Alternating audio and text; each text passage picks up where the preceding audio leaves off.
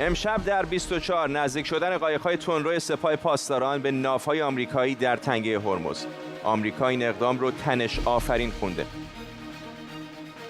بی‌ثباتی سیاسی در اسرائیل و ابهام درباره آینده کشمکش‌ها با جمهوری اسلامی، نگرانی‌ها از ناتوانی احتمالی در برخورد با برنامه اتمی ایران.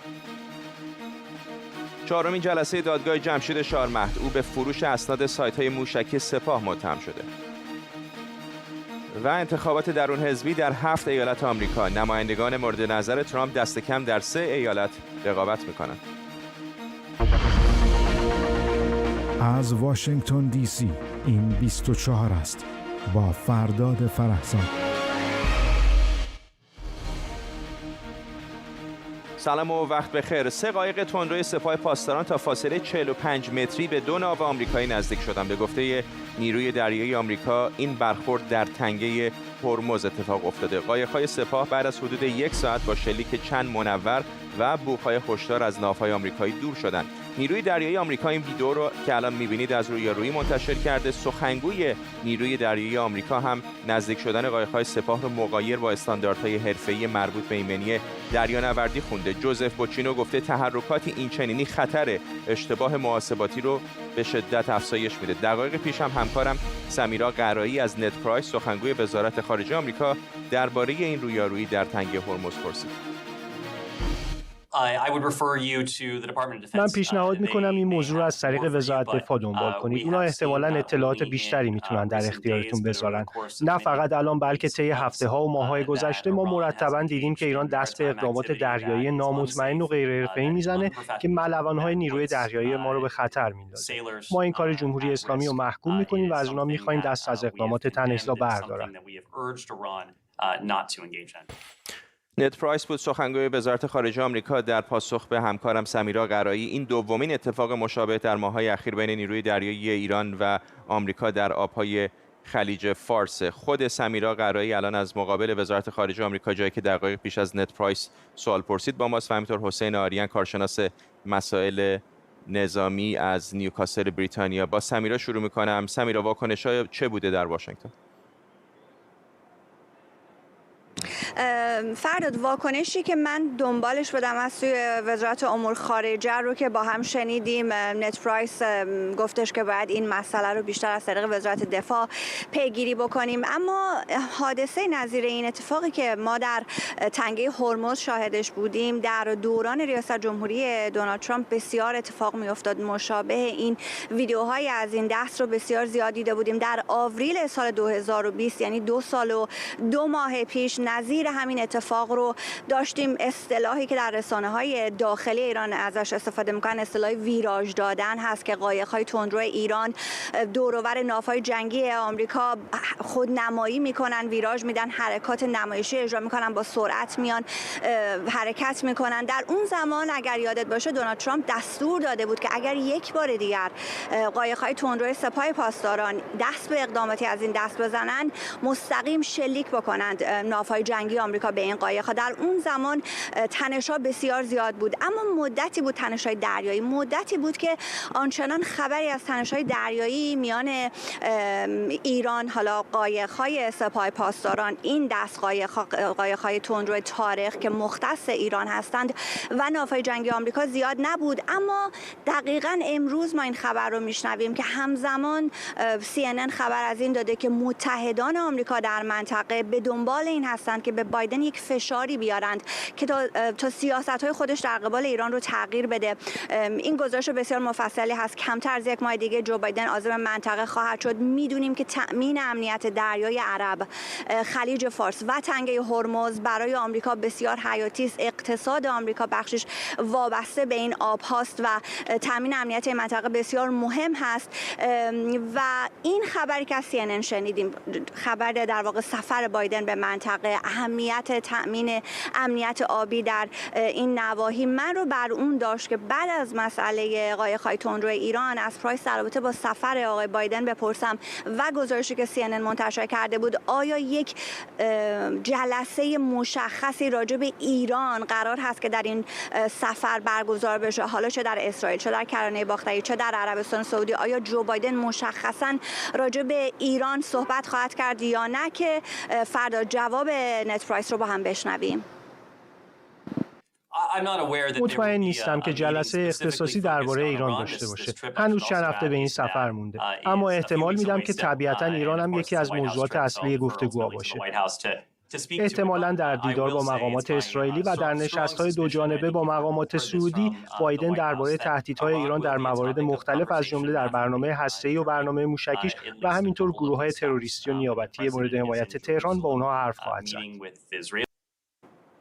همچنان با سمیرا قرایی و حسین آریان هستیم. آقای آریان، میخوام اینو از شما بپرسم، به نظر شما چه اتفاقی افتاده که ایران دوباره دست به اقدامات این چنینی زده؟ چون این قایق‌ها که اونجا بودن، ناوهای آمریکایی که اونجا بودن، مدتی بود که اقدامات این چنینی نمی‌کردن. چه پیامی دارن میفرستن؟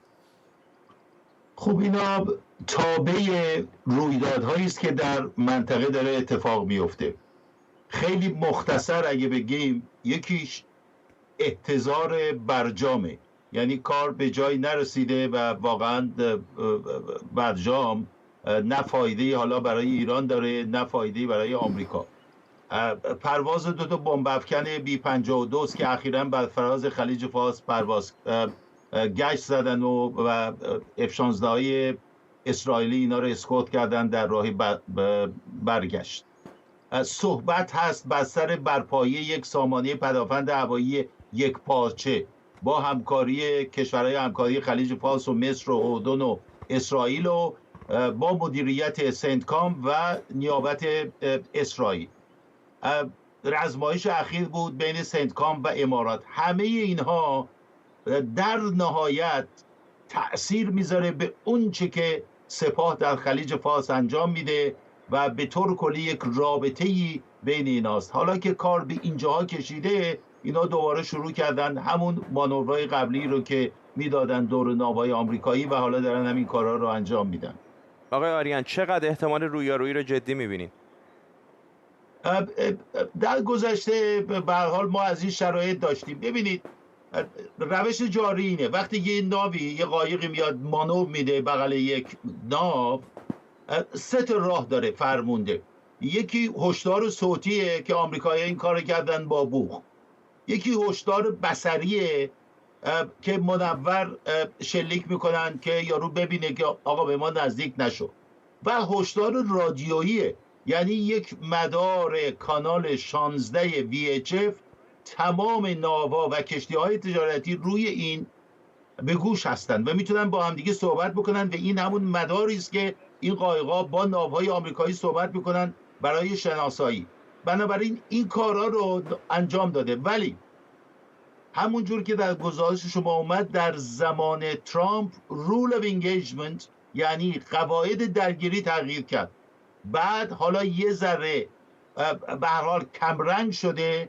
اگر این کار ادامه پیدا بکنه و سپاه پاسداران دوباره دست به این کارا بزنه، به باور من دولت بایدن یا به طور کلی پنتاگون گزینه‌ای نخواهد داشت به استثنای این که بخواد این قواعد درگیری رو نزدیک کنه. مثلا بگه اگر قایق‌های سپاه پاسداران به 50 یاردی رسیدن آتش را بگشایید.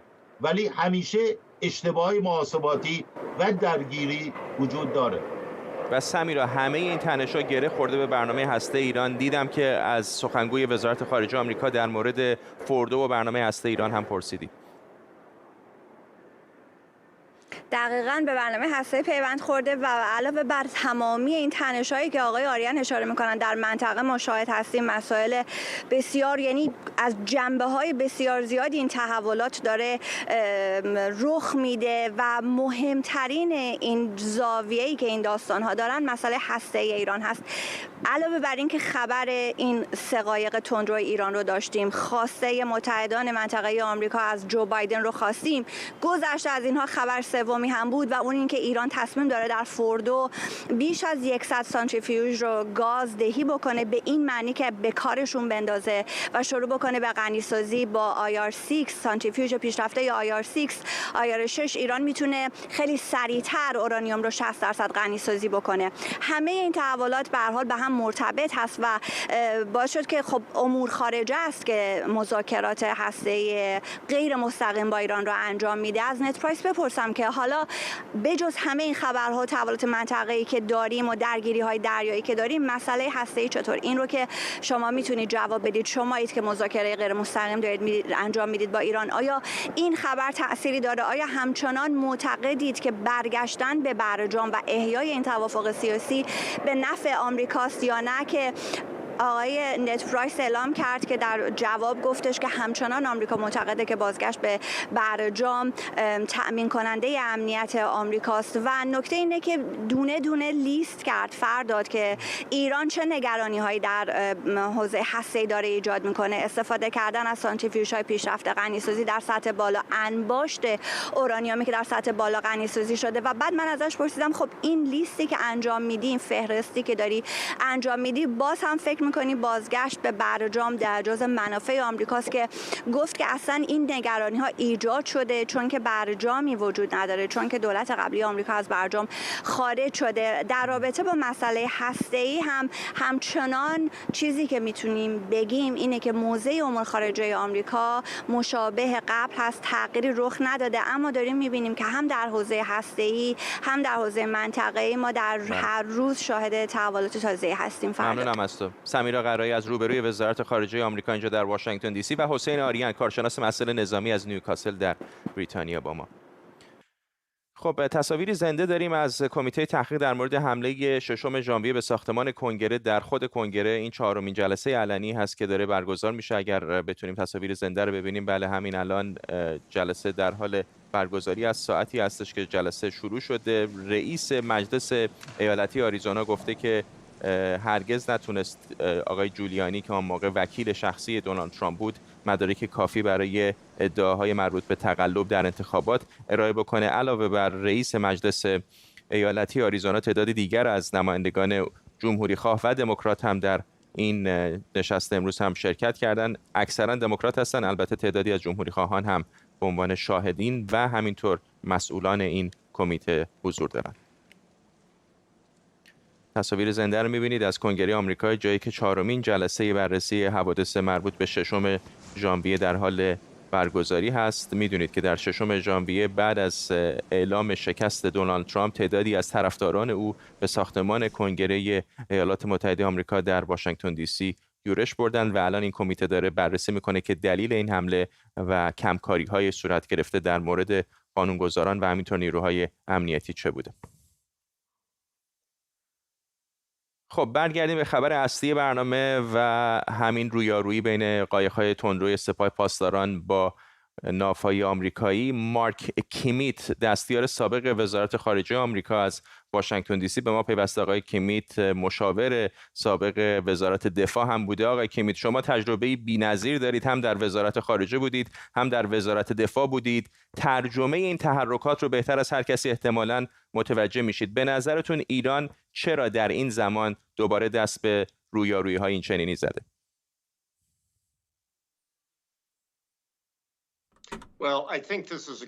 من فکر می‌کنم این یک تلاش هماهنگ شده از طریق ایرانی‌ها هست که بتونن یک نشانه‌ای به ایالات متحده بفرستند که اونها از وضعیتی که در حال حاضر وجود داره راضی نیستن، مخصوصا در مورد این گفتگوهایی که در ایران وجود داره و همچنین گفتگوهایی که بین ایالات متحده و اروپا وجود داره در مورد این برنامه اتمی ایران و اینا میخوان که در واقع این حرکت رو در زمینه نظامی انجام بدن، چرا که در زمینه دیپلماسی نتونستن اهداف خودشون رو بهش دست پیدا بکنن. آقای کیمیت، گمان میکنم سوال میلیون دلاری برای خیلی این هستش که آیا این تنش‌ها ممکنه به یک رویارویی تمام عیار هم تبدیل بشه؟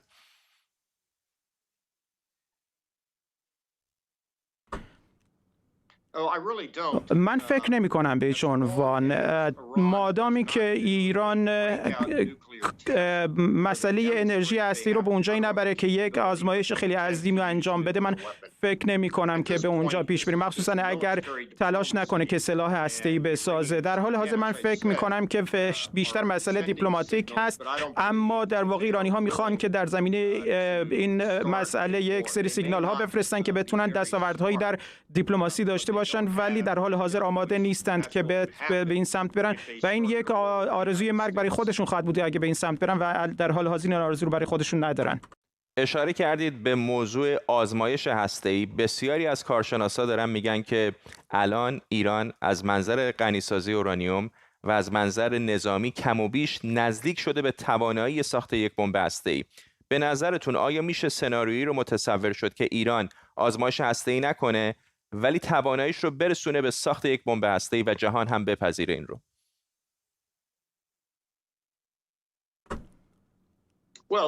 من فکر میکنم که اونها در جایی که اون نقطه‌ای رو که خیلی برای جامعه بین‌المللی مهم بود رو، اون مسئله رو رد کردن و در حال حاضر اینها تمام قطعنامه‌ای رو که جامعه بین‌المللی مستبد کرده رو زیر پا گذاشتن.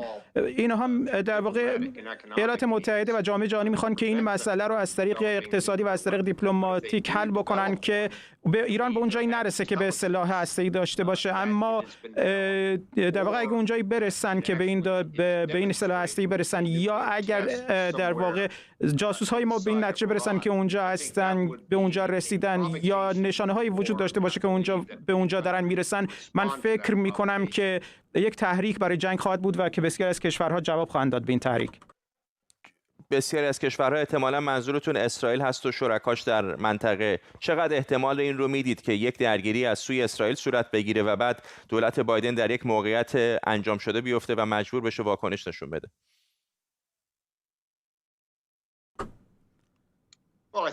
من فکر میکنم که این تصمیمیه که این تصمیم مربوط به ایرانی هاست. میدونین که رئیس جمهور بایدن داره در منطقه میره که نه تنها برای مسائل اقتصادی با این کشورها صحبت بکنه، بلکه در مورد استراتژی دفاعی و اینکه سیستم دفاعی اونها رو تقویت بکنه، با اونها صحبت بکنه.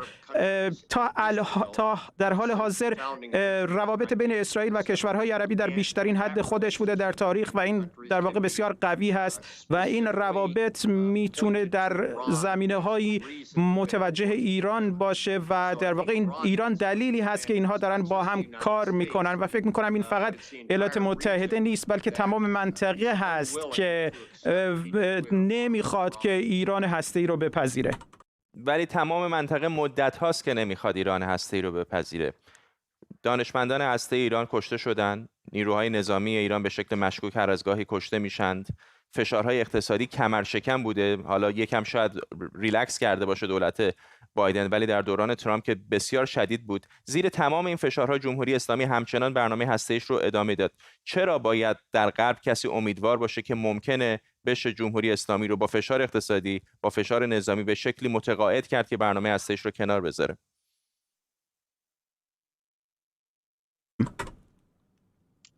من فکر میکنم غرب و منطقه میخوان به ایران یک فرصتی بدن که بتونه برنامه هسته‌ای خودش رو در واقع کنار بذاره. میدونین این در واقع جنگ کردن و اینکه افراد خودشون رو بفرستن به جنگ، این آخرین چیزی خواهد بود که هر کشوری میخواد انجام بده که وارد جنگ بشه و فرزندان خودش رو به جنگ بفرسته و کشته بشن. به همین دلیل من فکر میکنم هر کشوری در واقع به سمت این عقلانیت پیش میره که قبل از اینکه افراد غیر نظامی و نظامی خودش رو به کشتن بده، وارد از طریق دیپلماتیک این مسئله رو حل بکنه. این آخرین استفاده از نیروی نظامی آخرین گزینه خواهد بود که من فکر میکنم خیلی طول خواهد کشید. ممنونم از شما. مارک کیمیت، دستیار سابق وزارت خارجه آمریکا از واشنگتن دی سی. ممنون که منو پذیرفتین. خب، با اعلام پایان کار دولت ائتلافی و تشکیل دولت انتقالی در اسرائیل، در این کشور نگرانی‌هایی درباره مسیر پیشروی مقابله با جمهوری اسلامی به وجود اومده. نشریه جروزالم پست هم در یادداشتی پرسیده آیا دولت انتقالی جسارت صدور دستور حمله هوایی بزرگ به تأسیسات هسته ایران رو داره.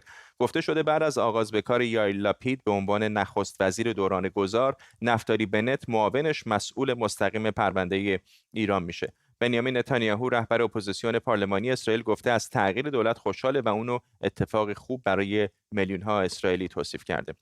این در حالیه که بعضی تحلیلگران برگزاری پنجمین انتخابات در 3 سال اخیر رو خبری بد برای ثبات این کشور میدونن.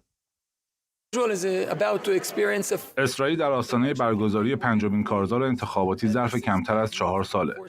این خبر بدی برای ثبات در این کشوره. این خبر بدی برای توانایی اسرائیل در مدیریت امور جاری کشوره. این بازتابی از ضعف‌های سیستم انتخاباتی ماست که باید برای بازگرداندن ثبات و اطمینان از نتیجه قاطع رقابت‌های انتخاباتی اصلاح بشه. یائیر لاپید گفته در دوران گذار مقابله با ایران، حزب الله، حماس و رسیدگی به مسائل اقتصادی در صدر اولویت‌های دولت باقی میمونه. میر جاودانفر تحلیلگر مسائل اسرائیل از تل‌آویو با ماست. آقای جاودانفر، کم و بیش ثبات دولت‌ها در اسرائیل شبیه آب و هوای لندن میمونه. چقدر فکر می‌کنید این تاثیر میذاره در نحوه برخورد احتمالی با ایران؟ بله، و مانند هوای لندن خیلی آدم افسرده میشه از این تغییرات زیاد، متاسفانه بایستی بگم. در مورد ایران فکر نکنم که ما تغییری رو ببینیم. آقای لاپید و آقای نفتالی بنت دیدگاهشون در مورد خطر سیاست‌های جمهوری اسلامی ایران در مورد اسرائیل دیدگاهشون تقریبا یکی هستش و من فکر کنم که آقای لاپید به احتمال بسیار زیاد با دکترین اختاپوس آقای نفتالی بنت ادامه خواهد داد و با حملاتی که در مطبوعات خارجی نسبت به اسرائیل داده شده با این نوع حملات ما شاهد ادامه اونها خواهیم بود و مخالفت دولت اسرائیل با برگشتن دولت آمریکا به برجام، البته تا حدی که تا وقتی که این مخالفت به روابط اسرائیل و آمریکا صدمه نزنه. آقای جاودانفر، اگر اشتباه میکنم من اصلاح بکنید. میدونم که آقای نتانیاهو که الان تصویرش رو هم داریم میبینیم بسیار معروف بود به برخورد سخت با ایران، ولی اقداماتی که الان در این هفته‌ها ماه‌های اخیر در ایران اتفاق افتاده و معمولاً هم انگشت اتهام متوجه اسرائیل هست، بیشترشون در دوران زمامداری آقای بنت اتفاق افتاده. اگر کارنامه 2 نفر رو در نحوه برخورد با ایران بخواید مقایسه کنید، کدام واکنش‌های تندتر و بیشتری نشون دادن؟ ببینید، در مدت کمی که آقای بنت نخست وزیر اسرائیل بود، حدود 1 سال، تعداد حملاتی که در مطبوعات خارجی به اسرائیل نسبت داده شد در داخل قلمرو ایران در این زمان بسیار زیادتر بودند تا تعداد حملاتی که در همون مطبوعات نسبت داده شد به اسرائیل در زمان آقای نتانیاهو. همون هم به خاطر همین دکترین اختاپوس هستش. آقای بنت در زمانی که وزیر دفاع بود خیلی راجع به ایران مطالعه کرد، کتابی رو در مورد نطق‌های آقای خمینی خوند و به این نتیجه رسید که بهترین راه برای اسرائیل برای ایجاد میشه که بازدارندگی علیه حکومت جمهوری اسلامی ایران این هستش که با خود جمهوری اسلامی ایران وارد میشه که روبرویی شد و برای همین ما دیدیم که در مطبوعات خارجی اینقدر حملاتی زیادی به اسرائیل نسبت داده شد در دورانی که ایشون نخست وزیر بود. ممنونم از شما میر جاودانفر، تحلیلگر مسائل اسرائیل از تل‌آویو با ما. 4مین جلسه دادگاه رسیدگی به پرونده جمشید شارمهد، شهروند 2 تابعیتی ایرانی آلمانی در دادگاه انقلاب برگزار شد و باز هم تمام وقت دادگاه به قرائت کیفرخواست دادستان گذشت. نماینده دادستان در این جلسه شارمهد رو به تلاش برای فروش اطلاعات 10 سایت موشکی سپاه به FBI متهم کرده. در جلسات قبلی شارمهد به چند فقره بمبگذاری و همینطور قصد بمبگذاری متهم شده بود. ابوالقاسم صلواتی قاضی دادگاه گفته که جلسه با حضور و به صورت علنی برگزار میشه، اما خانواده این زندانی سیاسی میگن که او وکیل انتخابی نداشته. در عکسایی که خبرگزاری فارس هم از جلسه دادگاه منتشر کرده، فقط 3-4 صندلی از 10 صندلی دادگاه اشغال شده. جمشید شارمهد، فعال سیاسی مخالف جمهوری اسلامی، اواسط تابستان 2 سال پیش در جریان سفری به امارات متحده عربی در دبی رو بوده و از طریق عمان به ایران برده شد. خانواده شارمهد اتهامات مطرح شده رو بی‌اساس و اعترافات تحت فشار خوندن و میگن عکس‌های منتشر شده از او نشون میده که وضعیت سلامتی این زندانی سیاسی وخیمه. غزاله شارمهد دختر جمشید شارمهد از لس آنجلس با ماست. خانم شارمهد، اول ازتون میخوام بپرسم که این موضوع که وکیل شخصی نتونسته بگیره چقدر درست هست؟ از نظر حقوقی پدرتون دسترسی به وکیل داشته آیا؟ هیچ دسترسی به وکیلی نداشته. ما الان چندین وکیل هستش که برای پدرم گرفتیم و با پدرم تونستیم صحبت بکنیم و گفته بفرستینش بیان اینجا تقاضا بکنم من ببینم. اجازه نمیدن. دادگاه صلواتی جوری هستش که وکیلا باید اونجا حضوراً برن، نمیتونن از طریق اینترنت درخواست بکنن و توی دادگاه هر کدومشون آقای آقاسی و بقیه وکیلا که گرفتیم بهمون گفتن که ماها هفته‌ها ماها تمام روزو میشینن اونجا توی لابی دادگاه و قاضی بهشون اجازه نمیده که برن توی دادگاه که بتونن این درخواست رو بهشون بدن. خودتون تونستید با پدرتون تا به حال صحبت کنید تلفنی؟ من بیش از 1 سال هستش که الان اجازه ندارم با پدرم صحبت بکنم، ولی یک ویدیو برای روز پدر ما درست کردیم و خیلی اومدن بهمون کمک کردن و پخش کردن و یک روز بعد از روز پدر یعنی دوشنبه پدرم تونستش برای چند دقیقه با مادرم صحبت بکنه و صداشو شنیدیم و بازم حالش خیلی بد بودش. بازم میگفتش من تو انفرادی هستم، بازم میگفتش بعد از 690 روز توی انفرادی که نگران میدارن هیچ وکیلی به من دسترسی نداره، هیچ کی نمیتونه بیاد. من بهشون میگم من هیچ کاری نکردم ولی هیچ کی قبول نمیکنه. هر روز تنها کسایی که میان اینجا بازجوهاش هستن که بهش کاغذ میدن و بهش میگن اینا رو باید امضا بکنی و بر اساس همین دروغا میان این دادگاه‌ها که دادگاه نیستش نمایش‌ها رو میان اجرا میکنن که مردم حواسشون پرت بشه، که ما حواسشون پرت بشه به این دروغایی که اومدن ساختن و هی دارن روش میسازن و بیشتر میکنن، به جای اینکه بگین که یک آدم اومدن دزدیدن، رو بودن، از یک کشور دیگه بردن اونجا، حق و حقوقش ازش گرفتن. 3 بار فقط در سال تونستش با مادرم تماس بگیره، اونم خیلی کوتاه، اونم با آدمایی که اونجا بودن اجازه نمی‌داشتن راجع به هیچ چیز صحبت کنه. راه رفتنش دیگه نمیتونه درست راه بره، دندوناش ریخته، دیگه با لثه‌هاش باید غذا بخوره، 40 پوند وزن کم کرده، با هیچکی نمیتونه صحبت بکنه، از تمام روز توی یه سلول کوچیک هستش، تمام بدنش داره از بین میره. این کارا رو دارن میکنن، بعد میگن اعتراف کردی. چه اعترافی؟ هر کی که تو این سیچویشن باشه، هر چی که بهش بگن میگن باشه، فقط این چیزا تمام بشه که من بتونم بیام از اینجا بیرون. خانم شارمهد، موقعیت پدر شما جنبه‌های بین‌المللی هم داره. ایشون شهروند آلمان هم هستن، علاوه بر ایران ساکن لس آنجلس بودن، در یک کشور ثالث از امارات متحده عربی ربوده شدن، از اونجا برده شدن به عمان و از اونجا به ایران. چند کشور الان درگیر هستن. آیا هیچ کدوم از این کشورها باشون در تماس بودید، اقدامی کردن، کمکی کردن؟ ما با تمام این کشور در تماس هستیم و بازم هستیم. خیلی سخته. پدرم تو یه دونه از تماسا که با مادرم داشتش و میگفتش چی کار دارن میکنن، میگفتش هرچی اینا میخوان منو هرچی بیشتر به من اتهام بزنن، چیزتر بکنن، من قیمتم میره بالاتر، گرونتر میشم و مهره محکمتری میشم تو این کاری که دارم میکنن. یعنی دقیقاً بهمون گفتم و ما با این دولت صحبت کردیم که پدر من به خاطر چیزای شخصی خودش اونجا نیستش که مهره است تو این بازی که دارن باش بازی میکنن که فشار بذارن، به خصوص رو دولت آلمان. وقتی تو JCPOA تو وین شروع شد، دادگاه‌های پدرم همزمان شروع شد. یعنی اینا اتفاقی نیستش، اینا مخصوصا این کار دارن میکنن که بتونن فشار بزنن رو آلمان، بتونن فشار بزنن رو آمریکا، بتونن فشار بزنن روی ماها و روی جامعه ها که کارشون رو راه بندازن. بهتون امیدواری دادن هیچ کدوم از این دولت‌ها که اقدامی دیپلماتیک خواهند کرد؟ به ما همیشه این حرف میزنن که ما هر کاری که میتونیم داریم انجام میدیم، ولی ما به عنوان خانواده باور نمیتونیم بکنیم، چون میبینین 1.5 سال یعنی 20 ماه گذشته و پدر من توی انفرادی یک جایی هستش که اصلا هیچ کسی بهش دسترسی نداره. اگه یک کمی میومدن کاری میکردن، ما میتونستیم مثل زندانیان دیگه هفته یه بار باش صحبت بکنیم.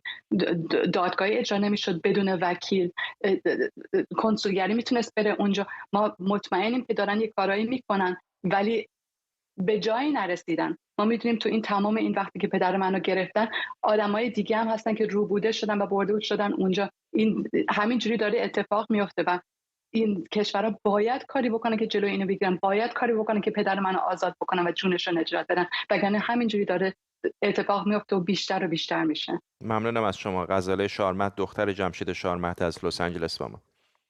مرسی. و اما اینجا در آمریکا رای دهندگان در 7 ایالت از جمله آلاباما، آرکانزاس، ویرجینیا و اینجا در واشنگتن دی سی برای شرکت در انتخابات مقدماتی میان دوره‌ای به پای صندوق‌های رای میرن. میدونید انتخابات در هر سه‌شنبه برگزار میشه در ایالت‌های مختلف تا ماه نوامبر که انتخابات میان دوره‌ای سراسری برگزار بشه. الان انتخابات مقدماتی است میان احزاب مختلف، عمدتاً جمهوری‌خواهان و دموکرات‌ها بین خودشون نامزدهاشون رو انتخاب میکنن. گلاره هان از نزدیکی یکی از مراکز رأیگیری در واشنگتن دی سی با ماست. گلاره، از انتخابات امروز در دی سی بگو و ایالت‌های دیگه. بله فرداد، امروز در پایتخت آمریکا واشنگتن دی سی و همینطور ویرجینیا که حدوداً 20 دقیقه با اینجا فاصله داره، رای دهندگان در بیش از 90 مرکز رایگیری به پای صندوق‌های رای میرن تا به نامزد منتخب خودشون در انتخابات مقدماتی میان دوره‌ای همونطور که اشاره کردید درون حزبی رای بدن. اما 5 ایالت دیگه هم در واقع انتخابات راناف یا دور دوم رو دارن برگزار میکنن که مهمترین اونها میشه گفت جورجیا، آلاباما و آرکنزاس هستش. در منابع خبری پوشش خیلی زیادی داشتن از انتخابات آلاباما به خاطر اینکه در این ایالت سناتور جمهوری‌خواه خانم کیتی پرز با نماینده کنگره آمریکا از همین ایالت آقای مو بروکس در واقع رقابت میکنه. مو بروکس قبلا از نامزدهای تحت حمایت ترامپ بوده، اما الان به دلایل ترامپ نظرش رو عوض کرده و از رقیب اصلی مو بروکس یعنی کیتی پرز داره حمایت میکنه. همونطور که میدونید تا الان ترامپ بیش از 200 نماینده رو در واقع مورد حمایت خودش قرار داده و خیلی ها میگن با اینکه با در نظر گرفتن اینکه ترامپ روی مهره‌های قدرتمندی که شانس زیادی برای برنده شدن داره شرط بندی میکنه، به نظر میرسه که این یک تلاش سیاسی هست که ترامپ داره سعی میکنه راهی برای نفوذ به بدنه قدرت در آمریکا پیدا بکنه. اینو هم اضافه بکنم که همزمان با این انتخابات و رقابت‌های نامزدهای مورد حمایت ترامپ، کمیته تحقیقاتی 6 ژانویه در حال برگزاری هستش که این کمیته در واقع بررسی میکنه حوادث 6 ژانویه رو و اتفاقات مربوط به اون رو که منجر به حمله معترضین به نتیجه انتخابات به ساختمان کنگره آمریکا شده بود. ممنونم از تو گلاره هان از روبروی یکی از مراکز رأیگیری در پایتخت ایالات متحده آمریکا واشنگتن دی سی. همطور که بهتون گفتم هر سه‌شنبه تا نوامبر در ایالت‌های مختلف انتخابات مقدماتی میان دوره‌ای در جریان هست و مطابق معمول هر سه‌شنبه هم اینجا در استودیو آرش غفوری تحلیلگر سیاسی به ما پیوسته. آقای غفوری، ایالت‌های مهمی هستن ولی میخوام با جورجیا شروع بکنم چون یکی از اون ایالت‌هایی بود که آقای ترامپ خیلی روش سرمایه‌گذاری کرد. چه اتفاقی در اونجا میفته؟ جورجیا انتخابات رانافه. انتخابات مقدماتیش فکر کنم توی می بود، 2 هفته پیش برگزار شده بود. 3 تا منطقه انتخاباتیش رفته دور دوم. 2 تاش منطقه 6 است که مهمه، نه؟ 6 و 10. 6 مهمه. دلیل 6 اینه که آقای جک ایونز که از طرف آقای ترامپ حمایت میشه و از طرف آقای گینگریچ میاد با آقای کورمیک رقابت میکنه و احتمالاً رقابت رو خواهد باخت. برای اینکه توی دور اول هم تفاوتشون حدود 20-22% بود. ولی هنوز یه شانسی داره دیگه. دور دوم شانس داره. آقای جک ایونز یه وکیلی بود که رفته بود در زمانی که در زمان انتخابات توی پنسیلوانیا رفت بود برای به نفع آقای ترامپ تو دادگاه فعالیت کرده بود. پدرش یکی از اهدا کنندگان کمک‌های مالی هست به آقای ترامپ. به خاطر این خیلی آقای ترامپ خب دوست داشت ایشون ببره.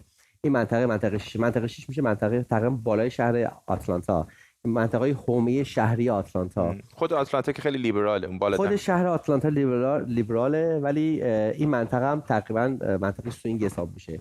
بعضی موقع دموکرات ها بعضی موقع ریپابلیکن ها، الان هم نماینده‌اش دموکراته. غیر از این منطقه 10 هم داریم. منطقه 10 میشه قسمت راست آتلانتا که میشه شرق آتلانتا. حالا دیگه شرق یا غرب، شرق آتلانتا. شرق آتلانتا میشه. این منطقه هم اهمیتش اینه که آقای ترامپ از کاندیدای حمایت کرده و آقای برایان کمپ فرماندار ایالت از کاندیدای دیگه حمایت کرده که این دو تا با هم رقابت میکنن. اینجا رقابتشون نزدیک بوده در دور اول. حالا باید ببینیم که کدومشون میتونه برنده بشه. ولی شگفتیش میدونه چی؟ الان از اول برنامه تا الان در مورد هر موضوعی حرف زدیم کم و بیش اسم ترامپ همچنان مطرح میشه.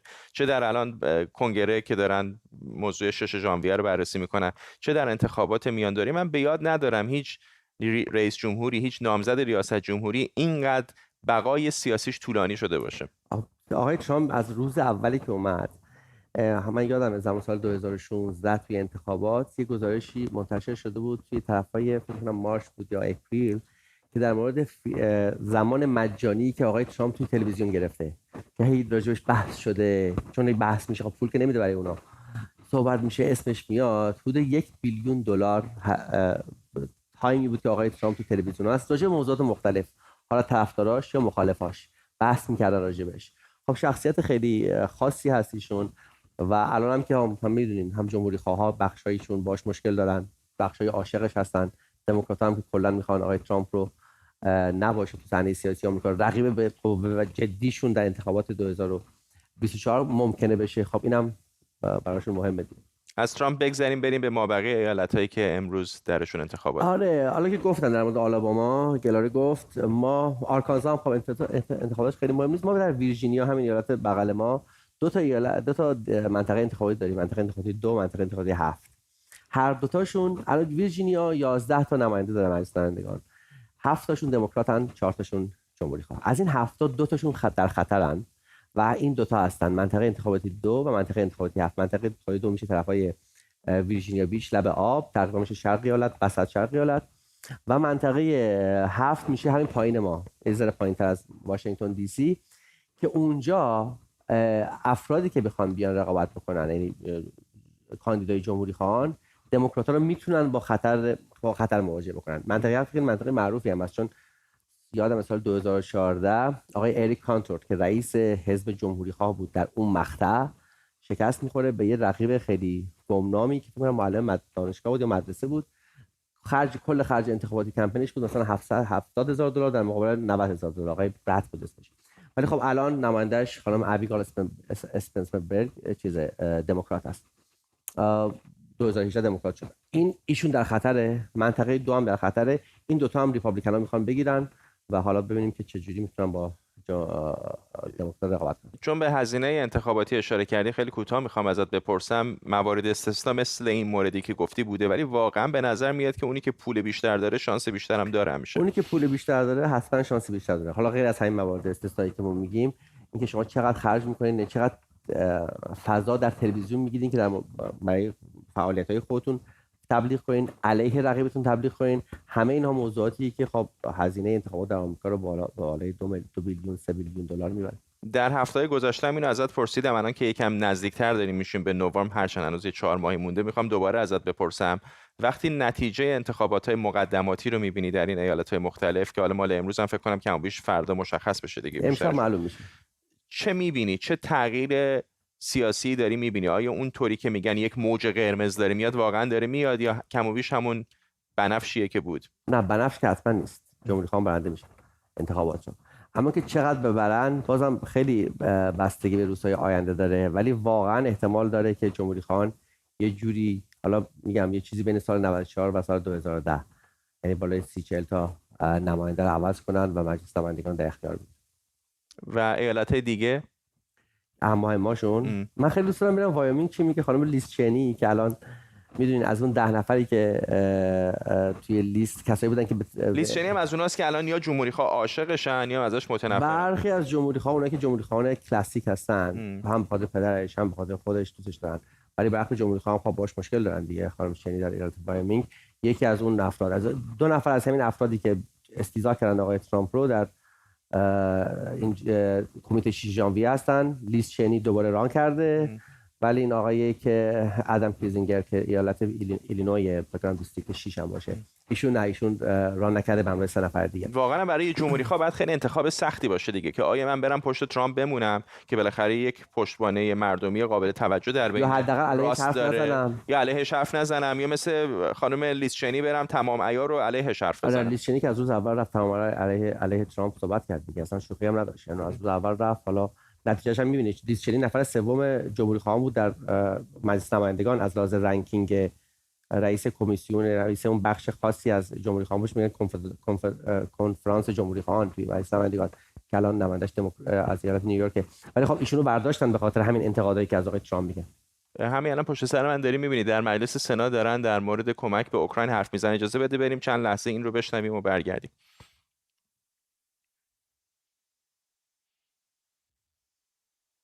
تصاویر زنده داریم همونطور که بهتون گفتم از مجلس سنای ایالات متحده آمریکا اینجا در واشنگتن دی سی در مورد کمک به اوکراین.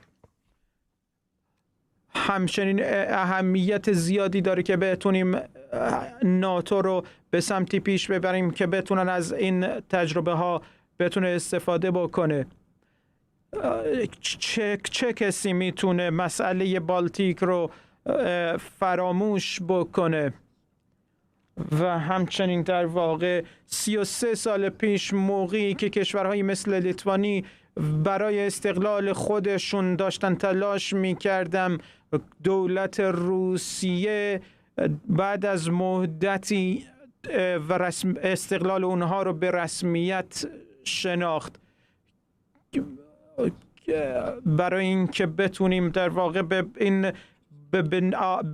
ملت‌های بالتیک آینده بدیم، ما اونها رو قبول کردیم در ناتو و این مردم، این در واقع ملت کوچیکی که 3 میلیون نفر جمعیت داره، هیچ وقت آزادی خودش رو فراموش نکرده و به همین دلیل یکی از همراهان اوکراین در مقابل با روسیه هستند و اونها میخوان در مقابل این خواستند و تلاش کردند که در مقابل این دیکتاتوری که الکساندر لوکاشنکو در همسایگی اونها بود مقاومت بکنند. اما روس ها در واقع اونها رو تهدید کردند که اونها رو اشغال خواهد کرد و خاک اونها رو به خاک خودش انضمام خواهد کرد. به همین دلیل در واقع اونها مورد از طرف اروپایی ها تحریم های اقتصادی شدن که بتونن در مقابل این مسئله بایستن و این کار جواب داد و ما دیدیم که جواب این تحریم ها رو گرفتیم، جواب این فشارها رو گرفتیم و جلوی دیوانگی خب تصاویر زنده رو می‌بینید از صحن سنای ایالات متحده آمریکا، جایی که دیرک دربن سناتور ایالت ایلینوی در حال صحبت هست در مورد وضعیت در اوکراین. فرصت چندانی تا پایان برنامه نداریم، به این ترتیب آرام آرام میرسیم به پایان 24 امشب. از اینکه در این برنامه ما رو همراهی کردید بسیار سپاسگزارم و همینطور از آرش غفوری که در انتهای برنامه با ما بود، از او هم ممنونم. این برنامه رو با تصاویری زنده از ساختمان کپیتول در واشنگتن دی سی، مقر کنگره آمریکا، به پایان میبریم.